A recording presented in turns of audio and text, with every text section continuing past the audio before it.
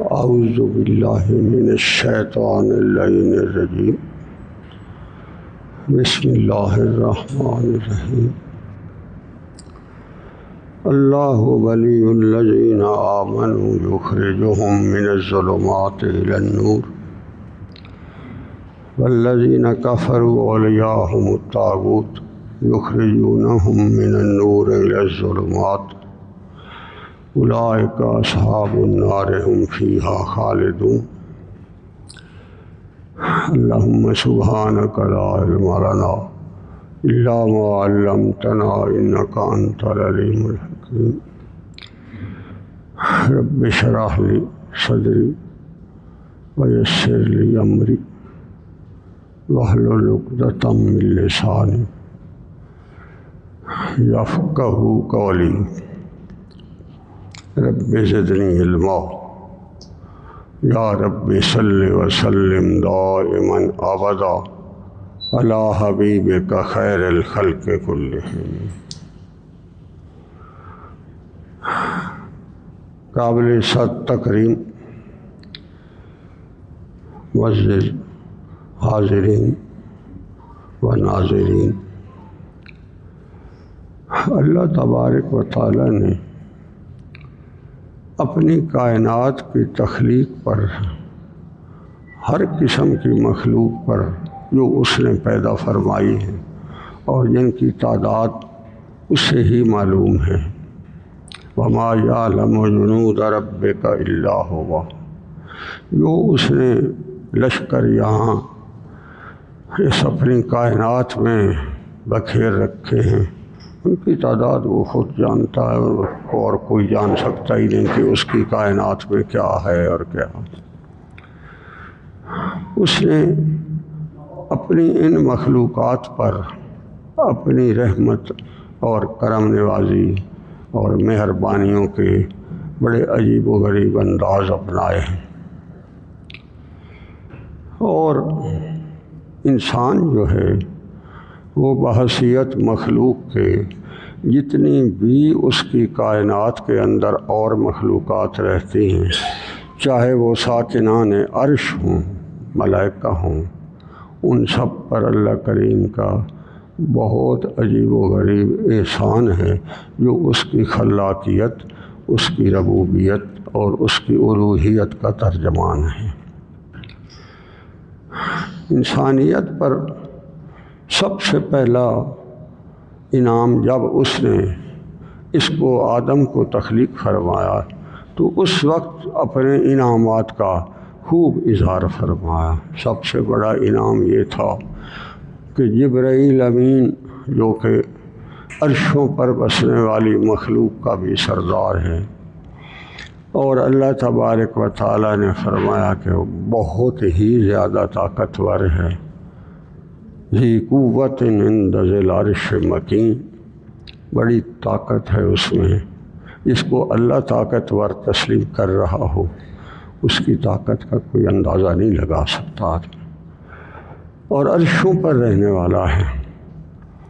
اور اللہ تبارک و تعالی اس کو بھی حکم دیتا ہے کہ جو یہ میں نے مٹی سے ایک مخلوق بنانے کا ارادہ کیا ہے، تم سارے ملائکہ سمیت سارے سجدہ کرو۔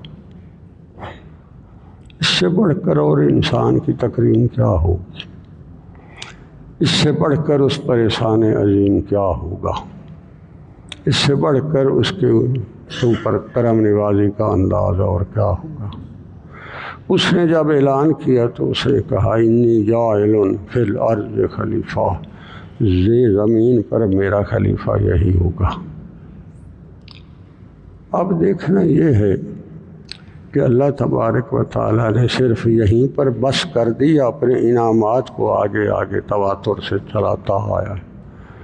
انسان کو اس نے پیدا کیا، اس کی پیدائش کے وقت ایک بدبودار قطرہ اس کی تخلیق کا سبب بنا، پھر اس کو بناتا بناتا بناتا اس کو پروان چڑھاتا، اس کو اس جہان میں لایا، پھر اس جہان میں اس نے جب لا کر بسایا تو اس جہان کے اندر اس کی ضروریات اور تقاضوں کے جتنے بھی اس کے پاس ان کے لیے اس کی ضرورت کے لیے ضروری تھیں وہ سب چیزیں اس نے پہلے سے پیدا فرمائی۔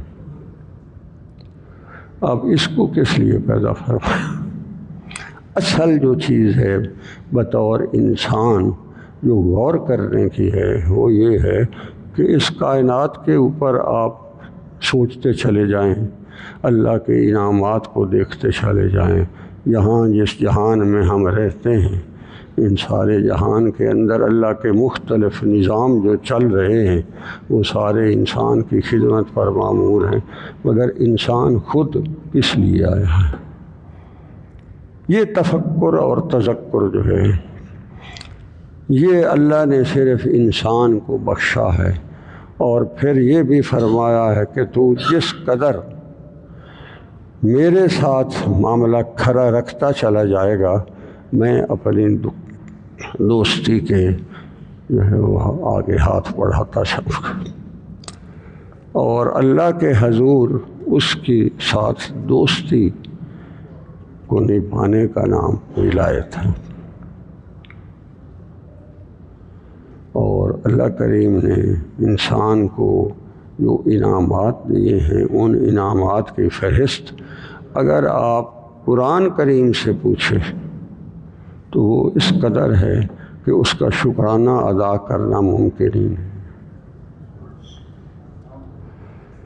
آج کل جو سب سے زیادہ انسانوں کو مسلمانوں سمیت عجیب و غریب صورتحال کا سامنا ہے وہ یہ ہے کہ ہم نمازیں بھی پڑھتے ہیں، ہم روزے بھی رکھتے ہیں، قرآن شریف بھی پڑھتے ہیں، ہمارا ایمان بھی صحیح ہے، ہم سارا دن جو ہے اللہ کے جو ہے احکامات کی بجاوری بھی کرتے ہیں، مگر ہمارے اندر کوئی عجیب و غریب ایسا کوئی طوفان مچا ہوا ہے جو ہمیں چین سے نہیں بیٹھنے دیتا۔ بے چینی کا عالم جو ہے آپ یقین کریں بڑے بڑے نیک اور صلحاء حضرات جو ہیں وہ پریشان ہیں کہ دنیا کے مسائل سے جتنا وہ بھاگنا چاہتے ہیں اتنا ہی ان کو وہ گھیر لیتے ہیں اور ان کے لیے مصیبت بنے ہوئے ہیں، وہ بھی پریشان حال ہیں۔ کیا مطلب ہے اس کا؟ ہم نے اللہ پر ایمان تو لایا، قرآن کریم کو بھی ہم نے ایمان لایا، فرشتوں پر بھی لایا، کتابوں پر بھی لایا، مگر اللہ تبارک و تعالیٰ کے ساتھ دوستی کا قدم آگے نہیں بڑھایا۔ وہ کہتا ہے میرے دوست بنو تم، اس جہان میں رہتے ہوئے میں نے تمہیں صلاحیتیں دی ہیں، اور اتنی صلاحیتیں دی ہیں کہ جس کا تم تصور ہی نہیں کر سکتے، مگر تم سارا جو کچھ کرتے پھر رہے ہو اس میں مجھ سے بیگانے سے پھر رہے ہو، اس لیے تمہارے اوپر نمازیں پڑھ کر بھی بے اطمینانی ہے، عبادات کر کے بھی بے اطمینانی ہے، تمہارا میرے ساتھ ذاتی تعلق تو قائم ہی نہیں ہوا۔ وہ یہاں یہی بات فرما رہا ہے، اللہ ولی الذین آمنوا، اللہ دوست ہے جو ایمان والے ہیں، ظاہر ہے ایمان تو شرط ہے۔ وہ جب دوستی لگاتا ہے اور کوئی آدمی اس کے حضور جا کر اس دوستی کی آرزو اور طلب کرتا ہے تو وہ ایسا غفور اور کریم اور رحیم ہے کہ وہ انسان کے ساتھ دوستی کا ہاتھ بڑھا دیتا۔ ہم یہاں مار کھا رہے ہیں، وہ تو کہہ رہا اللہ ولی الذین آمنوا، ارے ایمان والو میرے ساتھ دوستی کرو، ولی دوست کو کہتے ہیں۔ یہ باقی میری نعمتیں تو ساری وہ تو کافر بھی کھا رہا ہے، جانور اور پرندہ بھی اپنی چونچ میں یہ میرے انعامات کے لیے پھر رہا ہے، دانے اس کے، وہ سارا کچھ تو وہ کر رہا ہے۔ حدیث مبارکہ ہے آپ صلی اللہ علیہ وآلہ وسلم نے فرمایا اگر اس دنیا کی کوئی وقت اللہ کے حضور ہوتی تو پھر کافر کو تو وہ پانی کا گھونٹ بھی نہ دیتا، ان سے تو وہ ناراض ہے۔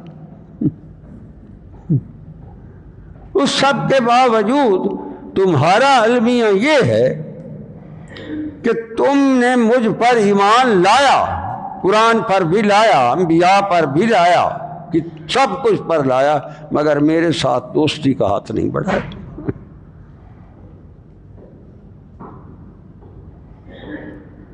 یہاں وہ فرما رہا اللہ ولی الذین آمنوا یخرجہم من الظلمات الی النور، فرمایا میں ساری ظلمتیں، ساری اندھیرے، ساری تیری تکلیفیں، سارے تیرے جو ہے وہ ابتلائیں، اور تجھے ساری کی ساری جو یہاں مصائب اور آلام آتے ہیں، وہ سارے کے سارے میری دوستی کے نتیجے میں سب دور کر دوں۔ یخرجہم من الظلمات الی النور، میں اندھیروں سے سویروں کے راستوں پر تمہیں ڈال دوں گا، میرے ساتھ دوستی لگاؤ۔ جو اللہ کی ذات کے ساتھ ایسی دوستی، ایسی محبت کہ رات کی تنہائیوں میں جب سکوت ہوتا ہے، رات کے سناٹے چھائے ہوتے ہیں، کوئی آدمی درویش اٹھ کر کے اور وضو کر کے مصلی بچھا کر اللہ کے حضور آ کر بیٹھ جاتا ہے، تو اللہ کہتا ہے کہ تو زمین پر بیٹھا ہوتا ہے مگر تیرے تذکرے عرش پر ہو رہے ہوتے۔ ہم اس طرف کیوں نہیں آتے؟ اس پر کوئی فیس رکھی ہے اللہ تعالیٰ نے؟ کوئی اس کے اوپر اس نے کوئی کوالیفیکیشن رکھی ہے؟ بھائی کم سے کم میٹرک پاس ہوگا تو تب آئے گا، یا ایم اے پاس ہوگا، یا بی اے پاس ہوگا۔ جب اگلے زمانے میں صحابہ کبار تھے، وہ سارے کے سارے کوئی بی اے پاس ہوتے تھے۔ تحقیق کے بعد یہ حقیقت سامنے آتی ہے کہ وہ جو صحابہ کبار تھے ان میں سے 92% جو ہے وہ امی تھے، لکھنا پڑھنا نہیں جانتے۔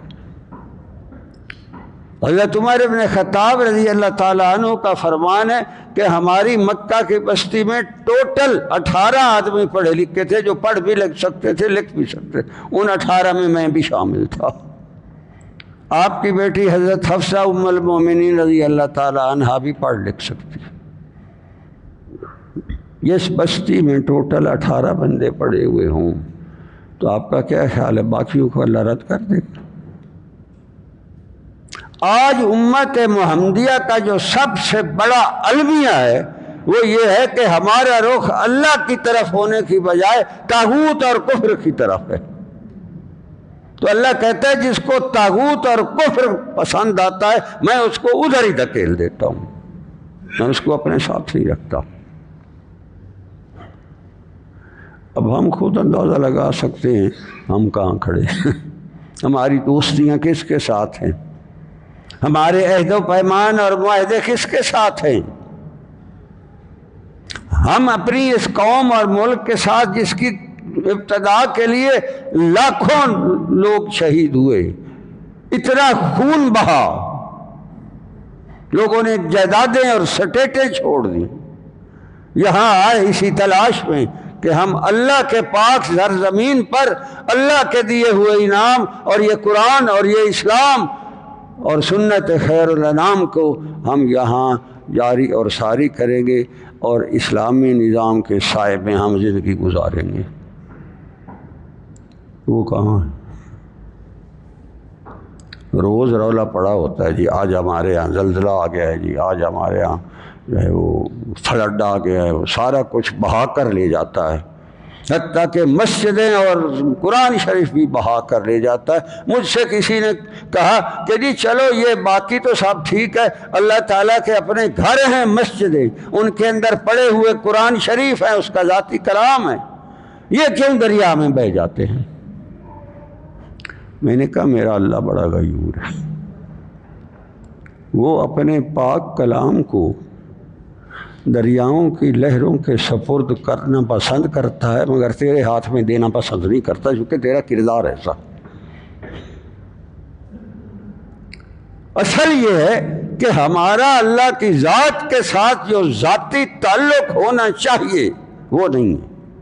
اور اسی تعلق کی بنیاد کو لے کر جو مشائخ عظام آپ کے دلوں کی دھڑکنے اور آپ کے سانسوں کی آمد و رفت پر اللہ کے نام کا پیرا بٹھا دیتے ہیں اور آپ کو رات کی تنہائیوں میں بٹھا کر اللہ کے حضور کھڑا کر کے اس سے عرش عظیم پر تذکرے تیرے کروا دیتے ہیں، وہ پیر اور شیخ ہوتے ہیں۔ یہ باقی سارے میراثی ہوتے ہیں، ان سے بچ جاؤ۔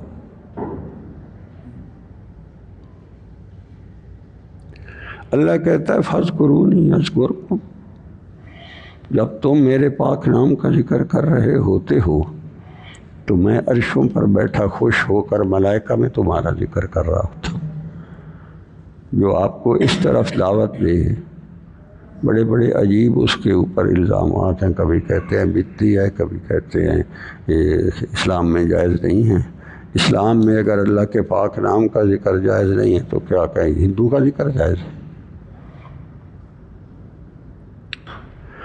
ہمیں آج بھی طاغوت کے ساتھ امیدیں چھوڑ کر اللہ کی ذات کے ساتھ امیدیں لگانے کی ضرورت ہے۔ جب یہ ہو جائے گا تو ہمارا رخ صحیح ہو جائے گا۔ اور اللہ کہتا ہے جو میرے ساتھ دوستی کرتا ہے، اللہ ولی الذین آمنوا یخرجہم من الظلمات الی النور، میں سارے اندھیرے نکال کر اس کے اندر سرور اور نور بھر دیتا ہوں۔ میرے پاک نام کے ساتھ وابستہ جتنا نور ہے اور جتنا آپ صلی اللہ علیہ وسلم کو فیضان محمدی سے اللہ نے نوازا ہے، فرمایا ان کا رخ تیری طرف ہو جائے گا اور تیرے دکھڑے دور ہو جائے گا۔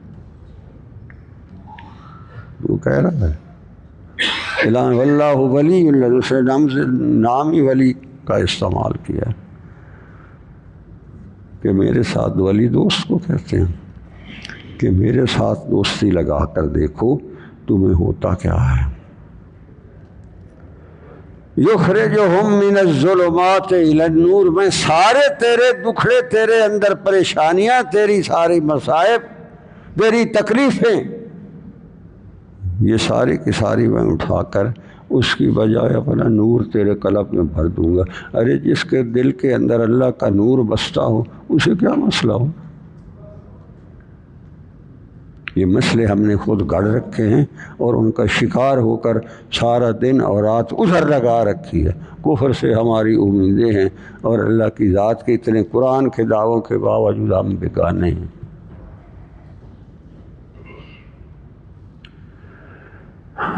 یہ زندگی تو گزر ہی جائے گی، آگے کی زندگی جو ہے اس کی طرف احساس۔ دوستی کا انعام جو ایک سیانہ آدمی پاتا ہے اور اللہ کے ساتھ دوستی نبھاتا ہے، جو جب یہاں اس جان سے جاتا ہے، قبر میں آتا ہے، حشر میں کھڑا ہوتا ہے، پل صراط کے اوپر اس کو نور عطا ہوتا ہے، جب جنت میں جاتا ہے تو جس کے ساتھ یہاں دوستی لگائی تھی اس کی زیارت بھی ہو جاتی۔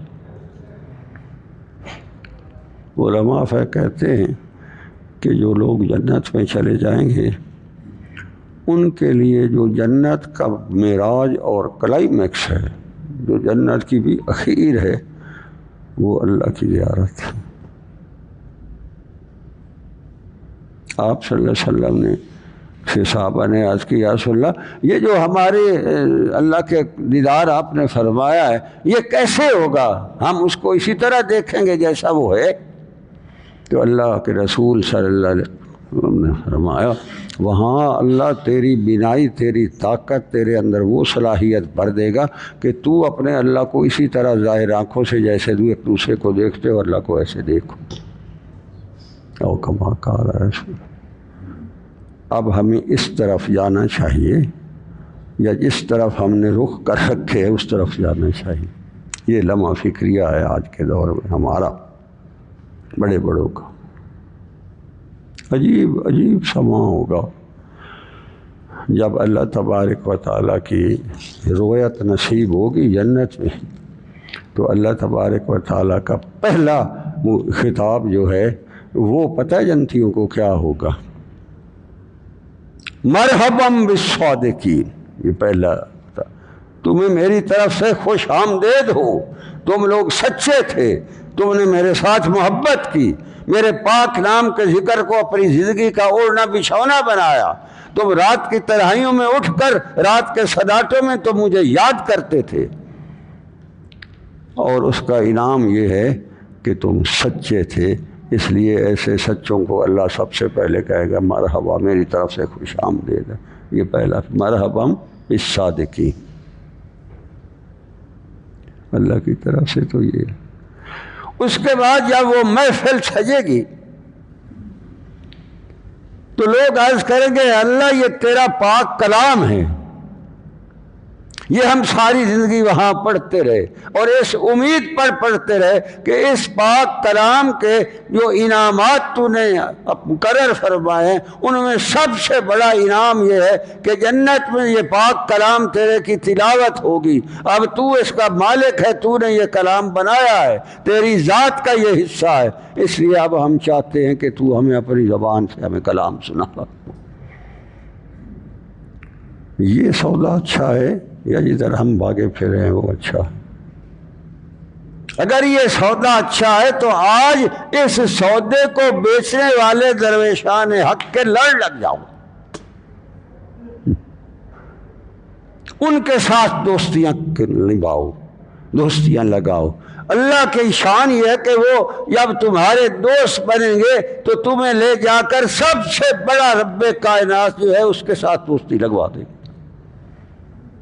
اسے یا پیر کہیں یا شیخ کہیں یا محسن کہیں یا مربی کہیں یا اس کے ساتھ ہیں، وہ یہی ہے جو یہ آپ کو کر کے دے سکتا ہے۔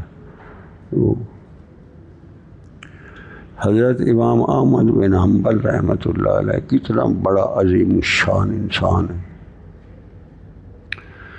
جب حضرت بشر حافی رحمۃ اللہ علیہ جو درویش تھے، نیم مجذوب بھی تھے اور وہ پاؤں ننگے چلتے رہے، جوتی بھی نہیں پہنتے تھے اکثر و بیشتر، تو حضرت امام احمد بن حنبل کے اس شاگردوں نے آپ سے جو ہے وہ تانا دیا کہ آپ اتنے بڑے امام، اتنے بڑے فقیہ، اتنے بڑے عالم، آپ اتنے بڑے سب کچھ ہیں، تو یہاں بشر حافی آپ کو نظر آتا آپ اس کے پیچھے پیچھے چل پڑتے ہیں، کیوں؟ کیا آپ اللہ کو نہیں مانتے؟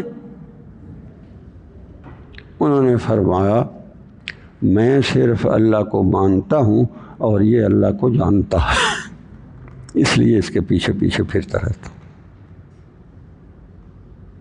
سارے دن ہم چند ٹکوں کے لیے کتنے جتن کرتے ہیں، کتنی تھکاوٹیں محسوس کرتے ہیں، کتنے ہم جو ہے وہ سارا دن بیٹھ کر وقت لگاتے ہیں، اور اس کے نتیجے میں دنیا کے چند ٹکے آ گئے تو کیا ہوا؟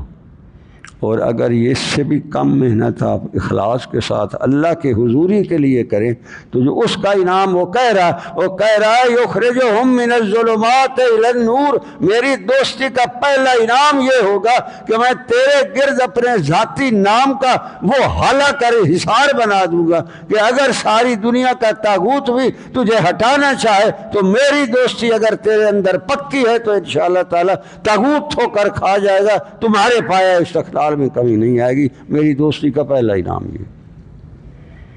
یہ جو ہم سارے پھرتو گرتو کبھی ادھر کبھی ادھر کبھی کہاں، اس کا مطلب ہے ہم نے اللہ کے ساتھ دوستی میں بھی دو نمبری کر رکھی ہے۔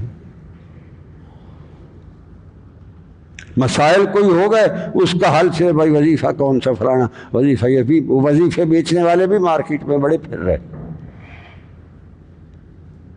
بھلا وظیفے بھی خرید کر کوئی اس سے خیر کر سکتا ہے؟ عقل کی بات ہے۔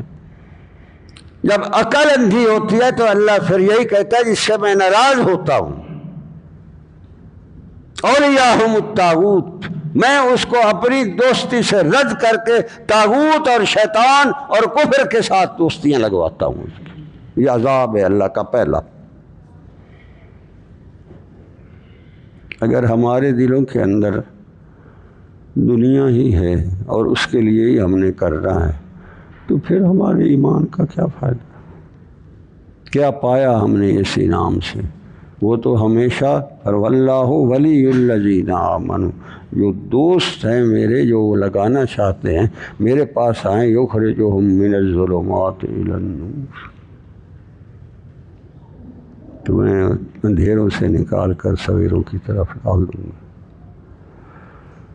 ہمارا حق تو یہ تھا کہ جب ہم نے اس ملک کی بنیاد رکھی، فرنگی کے ساتھ ٹکر لی، ہمارے آباء و اجداد نے لاکھوں کی تعداد میں اپنی عزتیں اور عفتیں قربان کی، جائیدادیں قربان کی، گھروں کو آگ لگتے اپنے آنکھوں سے دیکھا، اور وہاں سے تن تنہا ہجرت کرتے ہوئے آئے، اور یہاں 78 سال ہو گئے، کیا یہاں اللہ کے دین کی عظمت اور خلافت راشدہ کا نظام ہم نے لایا؟ آج بھی طاغوت اور کفر اور بابے دی جمہوریت کے ساڑھے بڑے نعرے ہیں، اللہ کے دین کی عظمت اور تقدس کا تو ادراک ہی نہیں ہے، سوچ ہی نہیں۔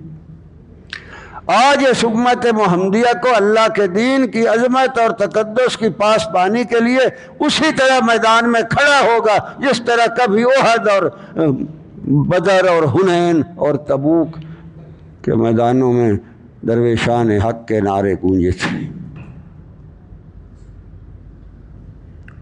ہم نے اپنے آباء و اجداد کے خون اور اپنی آباء و اجداد کی عزتیں اور ان کی ہجرتیں، ان کی چیخ و پکار، ہم نے اس کو بھی پس پوش ڈال رکھا۔ یہی میں کہا کرتا ہوں کہ کل کو اگر جب اللہ کے حضور حاضری ہوئی اور جو بچی تمہارے سامنے ہمارے اجداد کے وہ نیزے کی انیوں پر چڑھ گئی اور اوپر چیختی چیختی اس جہان سے چلی گئی اور تم دیکھتے رہ کر کچھ نہ سکے، اگر وہی بچی اللہ کے حضور کل کو کھڑی ہوئی، وَإِذَا الْمَوْءُودَةُ سُئِلَتْ بِأَيِّ ذَنبٍ قُتِلَتْ، اس نے اللہ کو کہا یہ جو کھڑا ہے، اے اللہ میں تو اپنی عصمت قربان کر کے خون کی ندیاں بہا کر کلمے کے نام پر میں قربان ہوئی تھی، مجھے اس سے پوچھ کے بتا میری اس امانت کا پھر کیا ہوا؟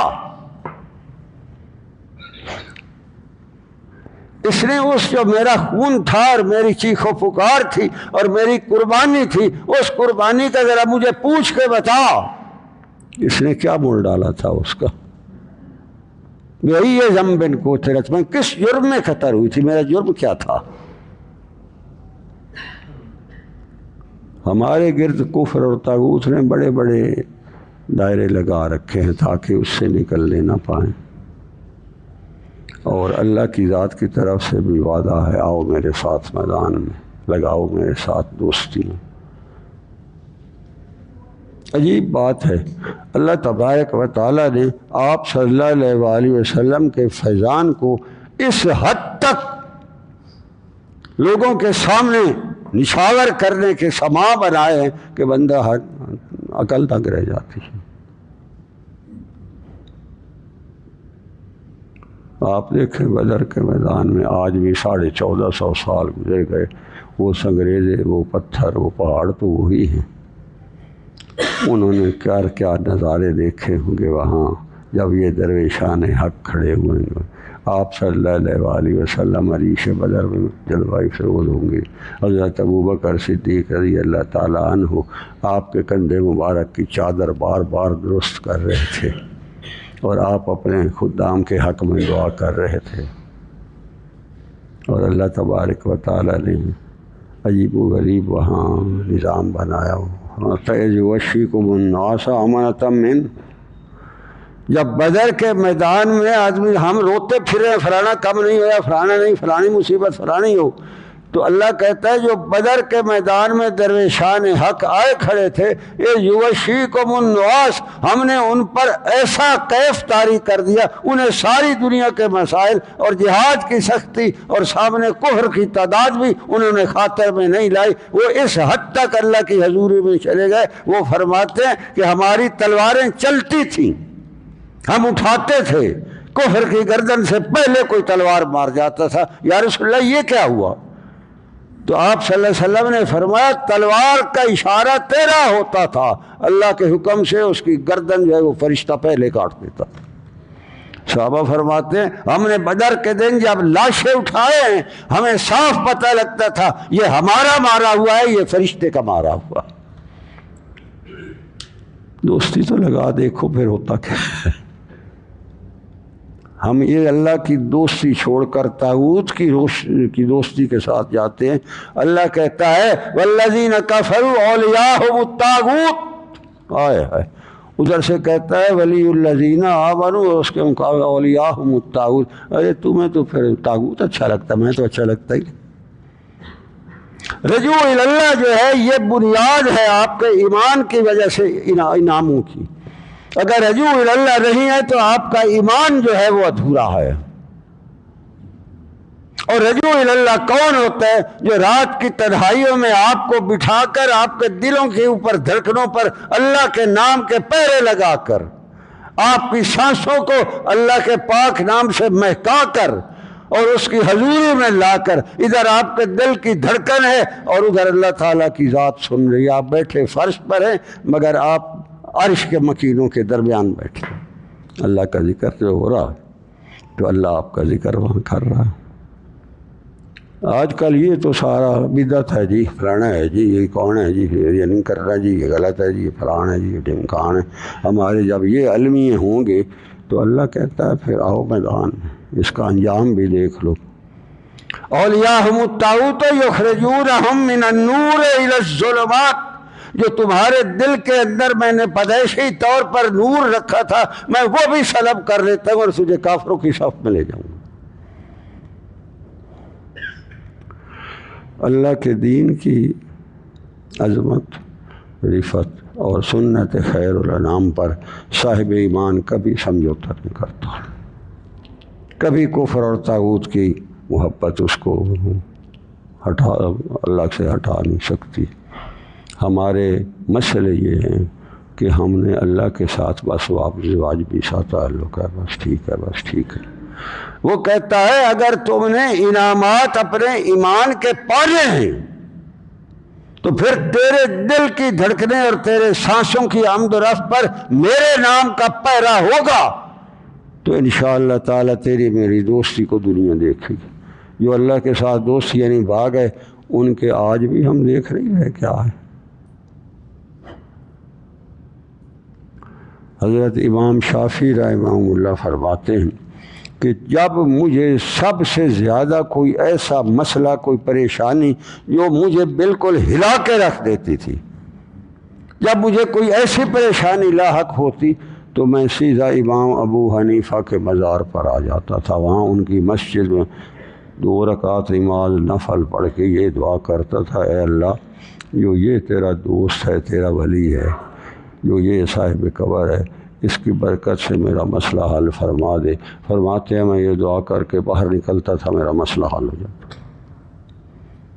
یہ تو ایک امام دوسرے امام کے بارے میں کہہ رہا ہے، ہم کیا کرتے پھر رہے؟ کون آج کل کا عالم ہے جو یہ آپ کو احساس دلاتا ہے یا یاد دہانی کراتا ہے؟ ساروں کے مدرسوں کے فنڈ چاہیے انہیں، ان کو جو ہے وہ بس یہ زکوٰۃ کا پیسہ چاہیے اور بس اپنا سال کی ساری ان کی روزی روٹی چاہیے، اسی پر وہ آپ کو بس ایمان کو بیچ رہے ہیں۔ میرے بھائی، اللہ کا دین حق ہے، اللہ کا وعدہ حق ہے، اللہ کریم کی طرف سے جو کچھ قرآن میں آیا ہے، جو اس کے کلام میں آیا ہے، جو جبرائیل امین نے پہنچایا ہے اور جو اللہ تبارک و تعالیٰ کے رسول صلی اللہ علیہ وآلہ وسلم نے پایا ہے، اس کے علاوہ اور کائنات میں کوئی حق نہیں۔ یہ بات طے ہے اور عجیب بات ہے یہ۔ آپ صلی اللہ تعالیٰ علیہ وآلہ وسلم جب کسی کو بیعت کرتے تھے تو عجیب طرح سے فرماتے تھے، عجیب نظارہ ہوتا تھا۔ ایک طرف آپ صلی اللہ علیہ وآلہ وسلم کا دست مبارک ہوتا تھا، اوپر صحابی رکھتا تھا، اس کے اوپر پھر آپ صلی اللہ علیہ وسلم دوسرا دست مبارک رکھتے تھے۔ اللہ فرما رہا ہے ید اللہ کا فوق ایدیہم، اوپر میرا ہاتھ بھی ہوتا ہے۔ ان الذین یبایعونک انما یبایعون اللہ، جس نے آپ صلی اللہ علیہ وسلم کے ساتھ بیعت کی گویا اس نے اللہ کی ذات کے ساتھ بیعت کی۔ اللہ کہہ رہا ید اللہ فوق ایدیہم، میرا ہاتھ اوپر ہوتا ہے اس کو۔ تو آپ کے خیال میں یہ سارا کچھ تو آج شرک ہے، شرک بدعت، چلو پاسے ہو جاؤ، طاغوت سے کھلے کھاتے رہو مگر اللہ کے راستے پر نہیں آنا۔ اللہ کے پاک نام کے ذکر کو اپنی زندگی کا اوڑھنا بچھونا بناؤ، صبح اور شام کرو۔